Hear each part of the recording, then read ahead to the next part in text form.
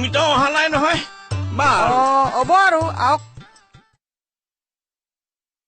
মিতাও গাবি আৰু কিছি ন মিতা ভালকৈ গাবি আৰু বেয়া নাপাবি ভালকে আৰু খাম মই গৰম মুটি বনাইছো আৰু মুটি বনাইছে গৰম মুটি বনাইছো নিপাকেছি অকমি একাৰা কোনো জনপ্ৰিয় অভিনেতা অৰুণ হাজৰিকা অৰ্থাৎ নেত্ৰকাই কৰোণা মহামাৰীৰ সময়ত যি সকলো পিনে বন্ধ হৈ পৰিছে তেনেস্থলত ব্যস্ততা সম্পৰ্কে কিছু কথা সংবাদ মাধ্যমৰ আগত ক'লে। তেওঁ কৈছে যে কৰোণা মহামাৰীয়ে বিভিন্ন সন্ত্ৰাসৰ সৃষ্টি কৰাৰ বাবে আৰ্থিকভাৱে দুৰ্বল হৈ পৰিছে, ইনকামৰ চইচ সকলোবিলাক বন্ধ হৈ পৰিছে। তেনে ক্ষেত্ৰত ঘৰতে গাহৰি পালন কৰিছে।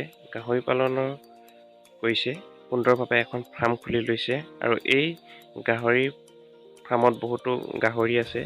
গতিকে আজিৰ ভিডিঅ'ৰ মাধ্যমে চাওকচোন কেইখনমান আলোকচিত্ৰ কিদৰে তেওঁ গাহৰি পালন কৰিছে, কেনেদৰে দানা সিজাইছে, সকলোবিলাক আজিৰ ভিডিঅ'ৰ মাধ্যমে দেখুৱাম।